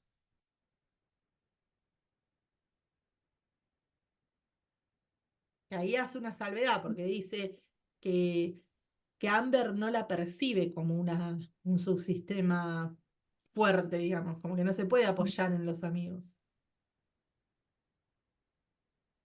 Pero acá estamos diciendo algo clave, que es la percepción. ¿Por qué lo percibe así? ¿Es real que los amigos no están? ¿O ella lo identifica de esa forma? Porque por ahí es trabajar en este potencial que tiene esa red de contención y entender que la percepción subjetiva de Amber está condicionada por su estructura disfuncional y creer que no hay salida.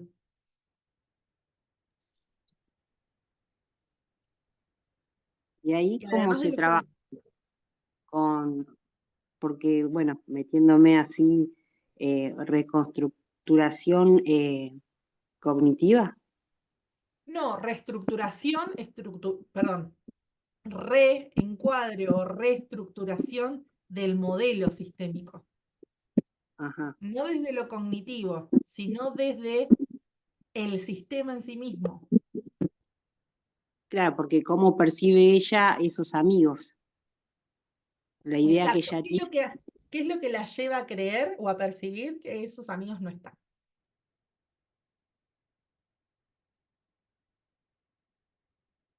Que por ahí, no sé, los llamó y no les contestaron. Yo creo que ella misma se aisló porque como que tomó a la pareja de amigos, de todo. Entonces es como que cuando tenía que contarle algo, en vez de contarle a la amiga, le contaba a su pareja. Entonces como que cumplía, ella decía que no necesitaba amigos porque, no me acuerdo el nombre que tenía la pareja, le decía como que cumplía el rol él, como que por eso no necesitaba amigas. Y como que después cuando lo trató con la terapeuta, le dijo, bueno, no, pero es importante tener amigos y después como que hizo una actividad con eso.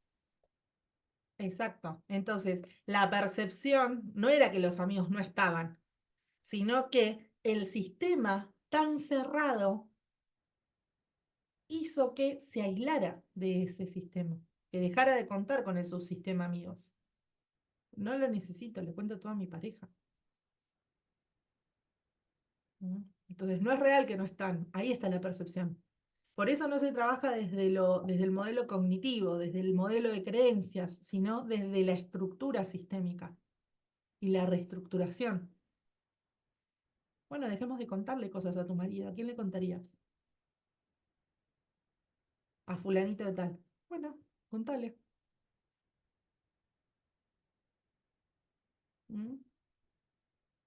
Y cuando yo les hablaba de los subsistemas, ¿qué otro subsistema además podemos identificar? Además del subsistema parental, el sistema con su familia, con su marido, y el subsistema amigos. ¿Qué otro subsistema podemos mencionar? Y El pueden ser compañero, compañeros. La terapia. La terapia, Co- ¿no? La terapia. Compañeros estaría dentro de la red de amigos. Porque Ah, estamos claro, pues hablando yo de por ahí modelo. decía, ah, no Los había pensado de compañeros de deporte o compañeros de trabajo, compañeros. Claro, yo lo incluí todo en red de contención. Son esos otros que colaboran en escuchar lo que ella tiene para decir. Por ahí fue muy amplia la pregunta, pero sí, me refería a el sistema terapéutico, la terapia, como otro subsistema que se va a construir como un microsistema con otras reglas, con reglas propias. Por ejemplo, la confidencialidad. Todo lo que diga Ámbar en ese contexto no lo va a saber nadie, más que las personas involucradas. Entonces, en esa interacción de confianza transferencial y contratransferencialmente, se empieza a practicar otros roles y otras tareas. No es el rol que siempre tuviste que ocupar. Bueno, acá podés inventar o practiquemos los roles que podés llegar a ejercer fuera del sistema, que después replicarás fuera del sistema. Entonces, en esta interacción paciente-terapeuta se empieza a generar esta retroalimentación. Pueden ser negativas, ¿eh? No dice que todo sea color de rosa. Pueden ser negativas, pero también pueden ser positivas y pueden fortalecer a esta relación y este vínculo y, repito, replicarse por fuera del espacio terapéutico. Entonces, el subsistema terapia acá viene un poco a... Por eso es que el autor de Harley decía que el psicólogo es activo. Bueno, es un sistema que opera, un subsistema que opera. ¿Mm?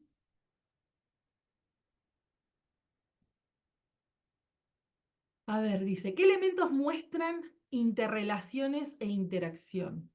La paciente y sus redes de apoyo, familia, amigos, nuevas relaciones sociales.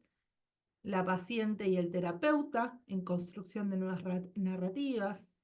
El lenguaje como medio principal de interacción, cómo la paciente narra su experiencia, influye en su percepción del problema. El síntoma, depresión como expresión del ajuste o desajuste entre la paciente y su contexto relacional. ¿Cómo actúa el principio de retroalimentación en esta situación? Pregunta la consigna que tienen que contestar.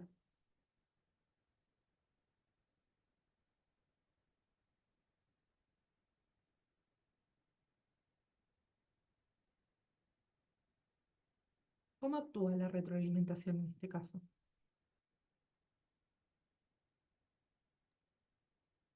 Si es positiva o negativa. No, serán las dos, negativa y positiva. ¿Cómo sería la Ok. negativa y cómo sería la positiva? Y la negativa es que en principio ella está aislada de las amigas. O Bien, sea, ¿y para qué mí es? yo lo entiendo como previo a la separación. Y el Sí, post es porque, bueno, ella está sola y es como que se empieza, cuando está en terapia, empieza a darse cuenta que se tiene que como que volver a interconectar con las amigas de antes que siempre estuvieron, pero que ella misma aisló. Entonces la positiva sería este cambio. bien, está muy bien pensado. La retroalimentación negativa es esta retroalimentación que sostiene el aislamiento de Amber. Amber se siente sola, se aísla socialmente, los amigos dejan de invitarla porque nunca va o siempre dice que no, se siente más sola. Y se intensifica ese sentimiento de depresión. Entonces, ¿cómo podemos intervenir para romper con esta retroalimentación negativa?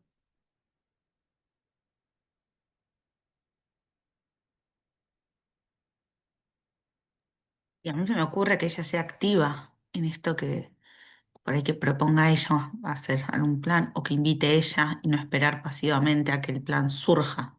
Como, Muy bien, sí, no sé. sí. Empezar a involucrarla. Bueno, acepta una salida o proponemos una salida a alguna pareja, a una amiga y veamos cómo te va con eso. Inclusive acá aparece un concepto que yo no se los mencioné antes, que por ahí lo han escuchado hablar, que es la intervención paradójica. ¿La escucharon hablar en algún momento? ¿En otra materia? La intervención paradójica es aquella intervención que no importa el resultado, cualquiera de los dos, si se cumple o no se cumple la consigna, termina siendo positivo. Porque si se niega, por ejemplo, a invitar a sus amigas o a positivo, trabajable, no positivo en sí mismo, en el resultado me refiero, ¿eh? Si se niega a invitar a salir a alguna amiga o a aceptar alguna salida de sus amigas, podemos trabajar 3 razones por las que no fue esa salida. Y podemos discutirlas para ver cuál es la intención en ese movimiento. Y si acepta y lo hace, salió. Entonces ambas nos dan como resultado el pensamiento o la visualización de este patrón. ¿Se entiende? Si lo hace, si cumplió con la tarea, buenísimo, porque logramos empezar a romper este aislamiento. Y si no lo hace, también nos es un motivo para intervenir en este aislamiento que está teniendo. Porque nos permite que visualice el aislamiento en sí mismo. Bueno, no es que vos estás sola y aislada porque, lo voy a decir re fuerte, pero no se diría así, ¿eh? Pero para que lo entiendan. No es porque estás sola y aislada porque nadie te quiere. Estás sola y aislada porque querés. Jamás le diríamos porque querés, ¿eh? Pero es para que se den cuenta. No la culparé, jamás sería culparla una buena estrategia. Pero sí No, esto de que se visualice y reconozca su claro. implicancia. Como que queda más expuesto en un punto de que, bueno, no es casualidad o no es consecuencia de nada que ella esté en esa situación, sino que hay, bueno, una causa y una consecuencia de que por qué está ahí, como esto más expuesto, por ahí más. Claro, no es que no te invitan, es que vos dijiste que no. Claro. No para culpabilizarla, sino para reconocer Sí, que ese sí. aislamiento termina siendo producto de una decisión. Y si es una decisión, podemos cambiarla. ¿Mm? Y dentro de la retroalimentación positiva, por ejemplo, si la madre da apoyo Em,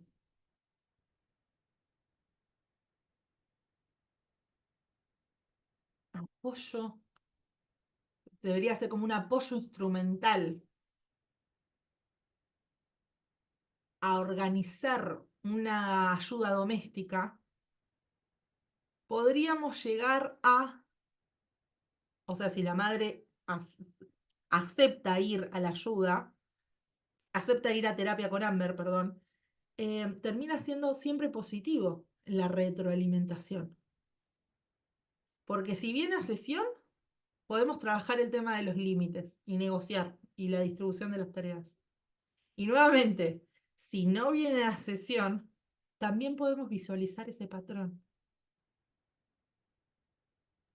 Claro, que te interrumpa, yo justo hoy en el transcurso de la clase te iba a consultar eso. Más práctico, yo sé que aclaran que no es una materia clínica un montón de veces, pero a la hora de llevarlo a la práctica, ¿vos citás a la familia toda junta? Por ahí, bueno, hoy se trata con la mamá, entonces que venga la mamá a terapia. ¿Cómo se trabaja eso? Desde lo sistémico, vos vas viendo, bueno, qué es lo que vamos a trabajar, qué tipo de patrón vamos a trabajar y quiénes son los que intervienen en ese patrón vincular. Ok, Entonces, vos citás a consulta, en este caso, a la madre y a Amber. mira. O sea, la madre también tiene que estar predispuesta. Sí, siempre hablando de que es una terapia sistémica donde están todo el sistema de acuerdo en la participación, o por lo menos, no sé si de acuerdo, pero sí expresan el consentimiento. Claro, bueno, re difícil también, ¿no? Como, Es re Perdón, pero en difícil. principio no hay una entrevista individual de cada integrante. No, no, se trabaja siempre va a haber uno que termina siendo el que demanda. como que está un Entonces, paciente. un paciente, sí. Claro. Un paciente o un grupo, por ahí son dos los que Ah, vienen. Venimos porque tenemos este problema familiar. Por ejemplo, pueden venir madre y padre para hablar del chico. Entonces, vos por ahí no ves al chico hasta la tercera sesión. En la primera sesión ves al padre y a la madre, en la segunda cita solo a la madre, en la tercera solo al padre, y en la cuarta por ahí al chico, o al chico y la madre, según lo que pudiste identificar. ¿Mm? O al abuelo, o a la abuela, o los cuatro, los tres, perdón, en este caso, yo porque ya estaba sumando un abuelo. ¿Mm? No necesariamente vienen todas las sesiones. Inclusive se puede tener sesión con uno solo de los miembros durante varias sesiones hasta que vuelvan a aparecer los miembros. Porque por ahí vos tenés que trabajar con la comunicación asertiva de uno de los miembros.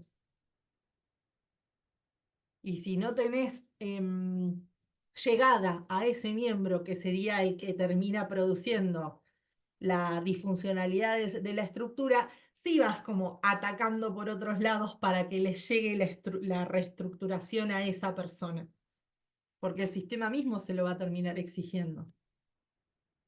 ¿Sí? Es complejo. Hay pocas personas que trabajan desde lo sistémico, porque requiere de mucha predisposición del sistema. ¿Mm? Imagínense acá, que se imaginan si el marido de Amber va a ir a terapia para no, que por ella eso se decía que es recupere. difícil. Como que me imagino la resistencia que debe generar en algunas personas más en estos vínculos tan complejos, por ahí entramados familiares, que uno vaya, o sea, que se preste a eso. Y que seguramente es como el más conflictivo, de los que se niegan. Ni hablar, ni hablar. Yo tenía anotada una sugerencia que se le podría hacer a Amber como terapeuta. A ver si la encuentro donde la puse. Bueno, dentro de esto de fomentar y acentuar los que son los subsistemas de apoyo, una intervención podría ser como, Amber, te propongo algo concreto. Durante esta semana vas a elegir una salida. No importa si es perfecta o no. Puede ser tomar el café con una persona conocida, pero quédate ese día en la casa de entrada, sin quedarte esperando que alguien te llame. En la entrada de casa, perdón. En la entrada de la casa. Sin quedarte esperando a que alguien te llame. Y cuando vuelvas, anótalo y trae la sesión. Y si no podés, esto es la retroalimentación, la intervención paradojal, trae 3 razones por las que no saliste. Lo que vamos a hacer es observar la secuencia que ocurre y trabajar sobre ello. ¿Te parece un plan aceptable? ¿Crees que lo puedes hacer? Eso sería una intervención desde lo sistémico. Bueno, anótalo, tráelo, fíjate. ¿Mm?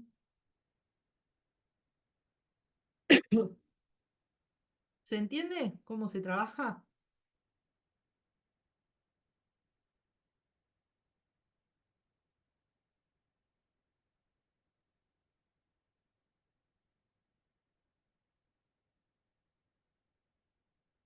¿Sí? ¿Hay dudas?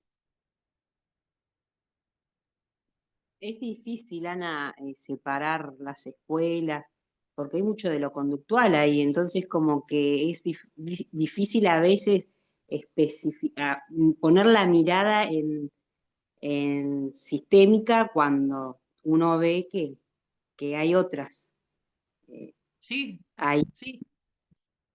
La única clave, Dai, que les puedo dar para diferenciar una escuela de otro es hagan foco en la estructura. ¿Cuál cuál es el cambio de base que queremos lograr? claro, No le, sí, no le vamos a decir que nuestro objetivo terapéutico es que se divorcie el marido, pero sí podemos reconocer que es es una estructura muy disfuncional, que la tiene muy aislada y que no la deja desarrollarse y que posiblemente tenga que salirse de esa estructura para sentirse mejor. Porque está expresando la depresión como una sintomatología funcional para seguir manteniéndose dentro del sistema. Sistema totalmente disfuncional. Entonces ya no es desde la conducta, sino desde, o de lo conductual, sino desde la estructura, cómo se está vinculando. Y el punto está en diseñar la intervención estratégica para romper, para reestructurar. ¿Sí? No vamos a ser tan estrictos en el parcial igual. Tranquilos. Pero sí puede aparecer esto de, bueno, de los límites, de cómo son, o alguna viñeta para que ustedes tengan que identificar de qué límite estamos hablando. ¿Sí? Pero es sencillo. Sí, tómense su tiempo para contestarlo. Tranquilas. Recuerden que tienen 1 hora desde que lo abren. Que no se les pase el tiempo.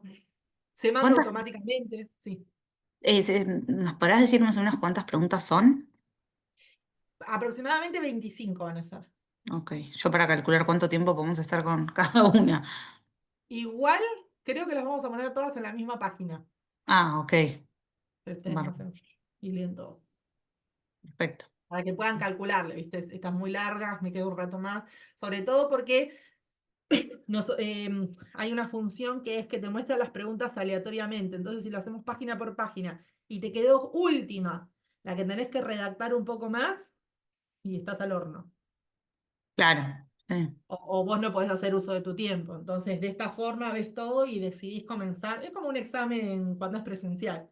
Uno lee todo y decide empezar por lo que más sabe o por Claro, me donde imaginé quiere. como pasando, no sé por qué, como pasando preguntas.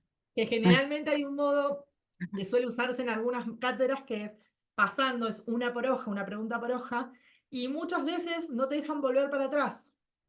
Sí, sí, por eso. En este caso van a tener todo en la misma página para que ustedes puedan organizarse y contestar por donde más les parezca.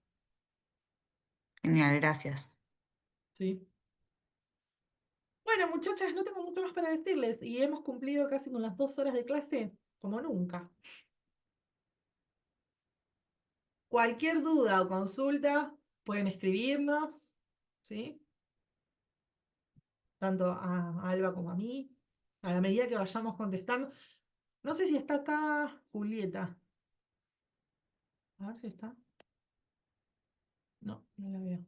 Porque me había hecho una pregunta que es una de las preguntas que me hizo una de las chicas, no sé si Constanza o quién, sobre que no podía hacer entrega del trabajo número 5. Me voy a fijar cómo podemos hacer para que puedan ver la consigna y entregarla por entregas tardías, ¿sí? Igual si hablan con Julieta, díganle que hable de esto. Por ahí ella ve la clase después. Bueno, chicas, nada, Gracias. las dejo ir.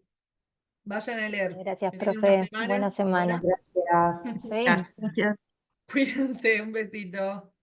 Un Chao, beso. profe. Chao, profe, gracias. Chau.